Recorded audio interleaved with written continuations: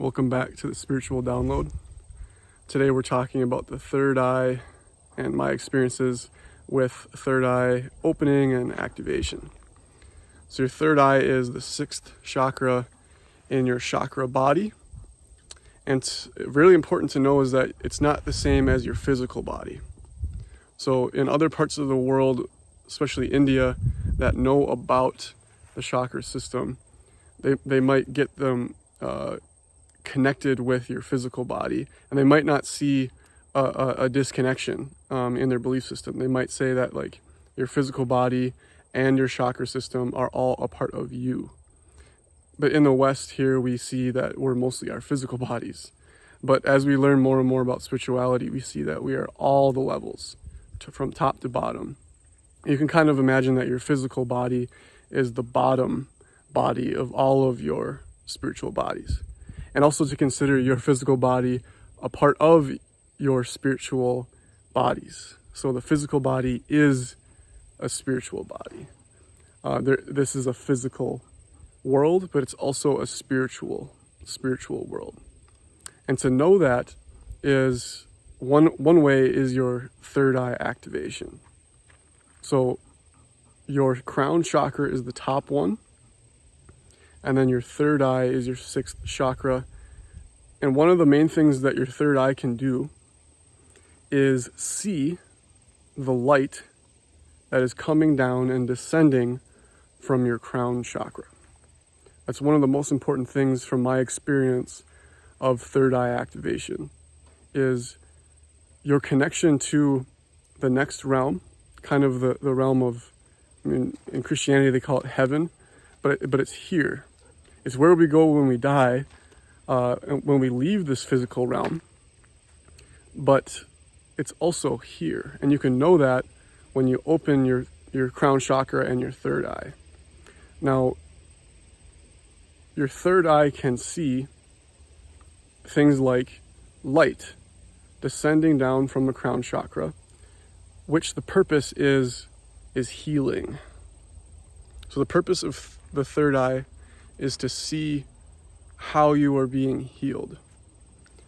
So the third eye is all about clear seeing, and that's not too difficult to understand, but we might not even know what clear seeing actually is until you can see the activity of light and kind of sacred shapes and vast spaciousness and kind of timelessness.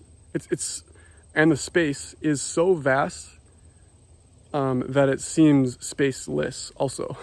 So it's completely vast in space, but it's also spaceless because your third eye doesn't have a specific location. For me, when my third eye opened for the first time, I realized that there really is nowhere. That everything really is kind of just in existence, and it's not in a particular place. So yes, in the physical world, we see things as located, but when you close your eyes and put your awareness on your third eye and your crown chakra, you begin to see it as locationless. However, when your third eye is opening up, you'll see that there is this middle point, actually. There is a center, but it's not an actual point. It's more like a place where all of the light and existence is based around and from.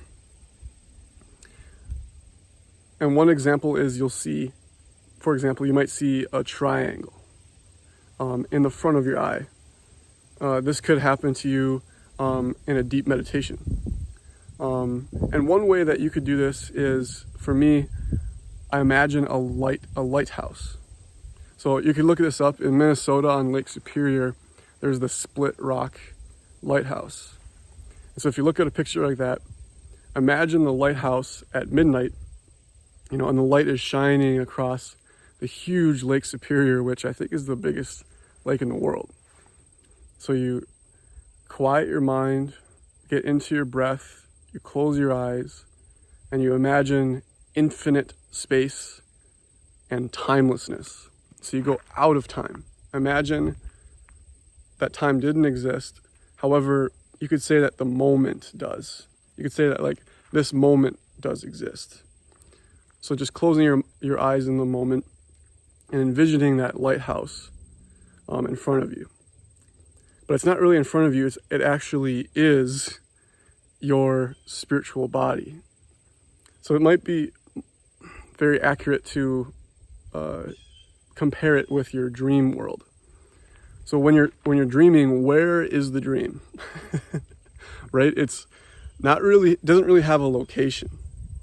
But it seems like it's in front of you as well, kind of. It's kind of always in front of you, just like life. Life kind of seems like it's always happening in front of you. But when you kind of step back and you realize that it's everywhere. It doesn't have any limits. So clear seeing, your third eye, does not have any limits at all. So and it really, really helps when you do your meditation. You see that when you try to feel, where does my awareness end? And you don't see it ending. Because it's spaceless and it's an infinite space. It really doesn't end, and there's not really any location of things. Okay, so the exercise is imagining that lighthouse, closing your eyes, and then you want to actually lift your eyes up, your physical eyes. So your physical eyes are connected with your third eye, but your third eye is, if there was a location, you would look up you would have your eyes look up and in the middle, kind of more in this area, but further back. So kind of the front regions of your brain. But that's the only way to really say in the physical world where it could be. But when you do see it, you'll realize that it's actually locationless. The world of the third eye. It's almost like it's a whole new universe. But then, and that's how you see it maybe for your first time, is you realize, oh, this is like heaven. It's like a whole new world. But then you begin to see that actually that world is this world, and it's connected with it. Because when I do feel certain parts of my body, maybe a pain or maybe an opening or a clearing or tension, I can actually see it in my chakra system or in my spiritual bodies. And it shows up a lot of times as dancing light. And that's kind of how that world is made of. The world of your third eye, the world of your chakra system, is full of dancing light that's happening inside of this vast foreverness of consciousness. It might appear, the consciousness might seem like black, but really it's just vastness. It's vastness with dancing light that's connected to yourself, because you have your feeling in your body. Like, say that you might have a shoulder ache, but then you stretch it with your eyes closed. Like if you do yoga with your eyes closed, you can begin to see parts of your body opening up. And I can't really explain to you what it looks like, but you'll recognize it in both your physical body and your chakra system as you practice more or meditate more or do more yoga. And basically what that is releasing and healing. So a lot about life is about releasing and healing of all of the stuff that you've built into yourself that's negative from your background, from your childhood, your teenage years, and your young adulthood, when you weren't ready to experience all of life in a mature way yet. and that people taught you what they thought life was about, namely your parents, your friends. This is not necessarily a negative thing though, because the learning, the healing and the learning itself is amazing. Amazing feeling. Because if you were already perfect, when you came into existence, you were perfect. How would you know what imperfectness is? If you were God all the time and you were never not God, how would you know what it's like to not be God? Right? So almost the better feeling is to be born into ignorance and born into suffering and pain and just human life. And then in your human life, you discover what God actually is. Now that is a feeling. That is not even an experience, really. It's the welcoming back to where you've always been. But we lose track. We lose track really easily because of our human life and our human body that hasn't healed yet, hasn't healed enough. Now, one thing I also want to say is when you are healing, the light basically begins to move really smoothly. And you might feel a lightness in your actual physical body. One of the things is eating a little bit less food, drinking more water, stretching, meditating more, and things like this. It's going to take some time, maybe a week or a month, but when you do have these healthier habits and you look into your third eye and you close your eyes and really live into that realm, that spiritual realm during meditation, you'll begin to see everything flowing much more smoothly up and down your chakra system. But also it's not just that, it's dancing. So yeah, it's an up and down from the bottom chakra, your root chakra, to your crown chakra, and past it, above your head and below your feet, in the other realms, because in the other realms you're everything else. That's a really important thing to notice, is in this world it feels like you're just your body, but in the other worlds, the other spiritual worlds, it's like you are the vastness, and you are the dancing light. So the dancing light is just dancing light. It's not like, oh, that's Steve's dancing light, and then this is mine, and things like this. No, especially when you're physically close to someone, you close your eyes, you feel in your third eye world, and you open up your heart, you might begin to feel the spiritual presence of the person next to you. And it's very quiet. The other worlds are much more quiet and made of silence. This physical world has a lot of noise that distracts us from seeing the infinity around us all of the time, the nature around us, the universe. It's not a negative thing, again, because it's about learning, it's about getting along with everybody. But we could say that it's bad, relatively, because it distracts us from going inwards or going outwards, or just being in the spiritual world of silence, stillness, and nature. And nature can heal you. Meditating in nature, doing yoga in nature can heal all of the anxieties. Not all, but like it'll be the anxieties that are gonna be healed any moment will get healed if you go out in nature and meditate.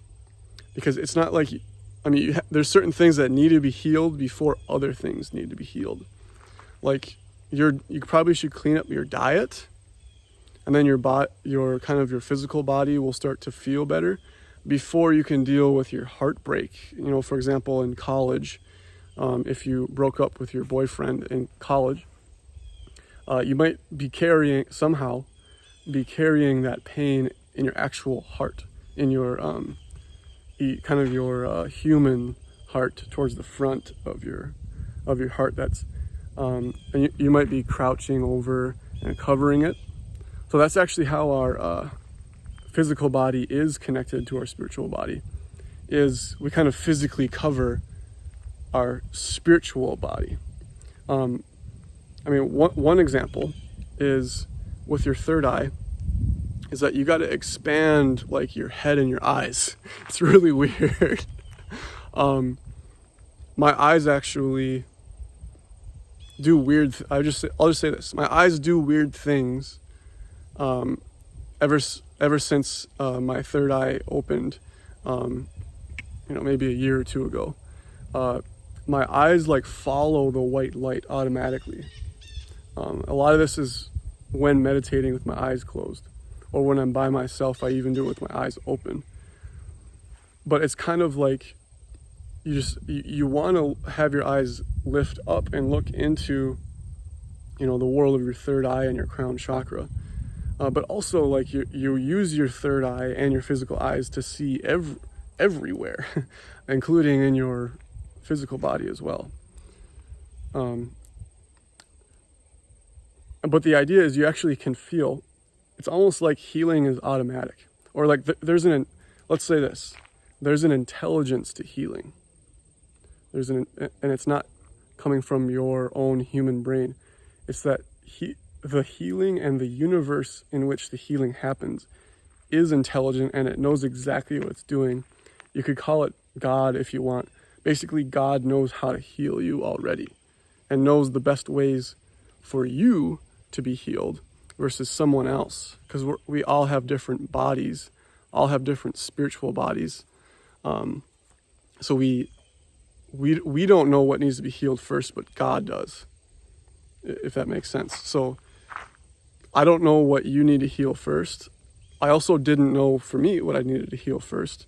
But it might be your third eye opening, which then you can begin to have clear seeing into how you can open in other areas, in your chakra system and in your physical body and things like that.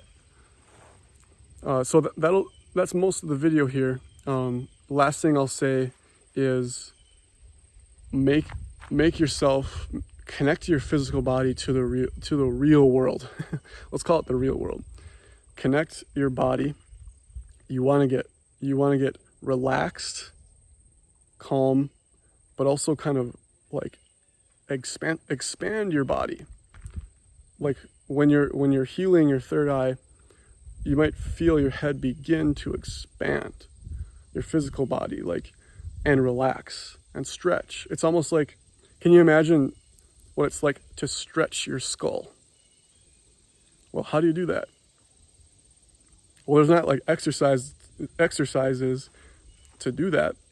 But when your third eye opens, you can begin to see, oh yeah, wow, I might be stuck like behind my eyeball or like in my jaw area, or behind. Another really good one is behind your head, basically where your spine ends and connects with your brain area. How do you relax that and let the white light dance through it? Or even your physical eyes, right? Like I mentioned.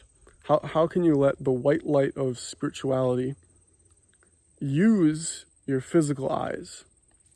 It's almost like you're basically, this is the scary part, is that you are going to begin to identify with a new aspect of reality.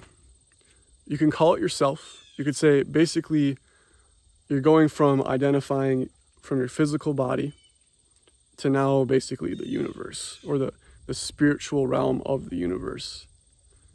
But as you open more and more into the spiritual universe, you'll begin to see that your physical body is directly connected to it, and that the spiritual universe is using your physical body, and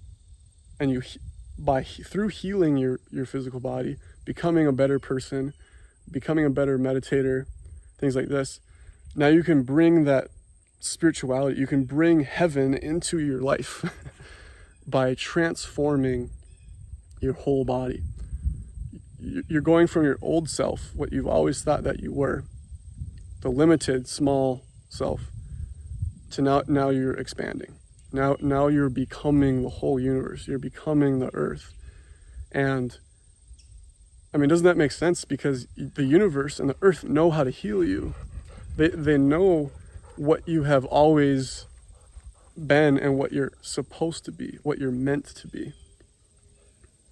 So really, really trusting the process. And yes, there's a lot of the healing sucks. It's just like, it's tough because there's things that you've done or that have happened to you in your past that you want to forget about. You want to imagine that they didn't happen and that they're bad. We've thought that these things were bad, but then when we're healing and when we're feeling into those areas of our body, we realize that no, it's fine that happened. All that matters now. How can I control now? We don't have to go back to the past. We don't have to go into the future. All we're doing is right now, how can I open up more to spirituality and trust the process of this healing? How can I trust the process even more of the healing? So kind of end that there. Again, working on opening your third eye. Imagine that lighthouse with the light kind of rotating, and it rotates out and looks at all across the huge Lake Superior. And you can imagine the vastness, and that the light is shining on where you're being healed, and that there are it's a whole new world of a whole new way of existing, but it's still life. It's equally as life as, you trucks and lakes and going to work. You'll begin to see it's all connected. It's all this world, really. People say the transcendent realm, but there's nothing that transcends this life, actually. It's just that there's a physical body here that we believe that we are, and then we think that's separate from, the spiritual universe. But the spiritual universe only exists because you exist, and you exist because of the spiritual universe. So it's really all one big process of learning. But ultimately, the healing enters you into a more loving and peaceful lifestyle, way of being. Let me know if you guys have any more questions. I'm no expert by any means of all of the chakras or Kundalini or anything like that, but I do have some experience, especially in specific chakras, like third eye and things like that. But it's just my experience. I'm not saying that this is how it is. It's just that I can only speak from how I've experienced it and from what but I can only tell you what I've heard from other people, how they experience it. So it's like a comparison. This is an intersubjective way of learning. Some people have more experience in it, so you want to learn from them, but that's not how it's going to be for you necessarily. You have to go out and figure out, what is my third eye? What is my heart chakra? How do all of my 7 chakras align? How does my Kundalini arise and awaken? So that's it. I'll see you guys at the next one. Peace.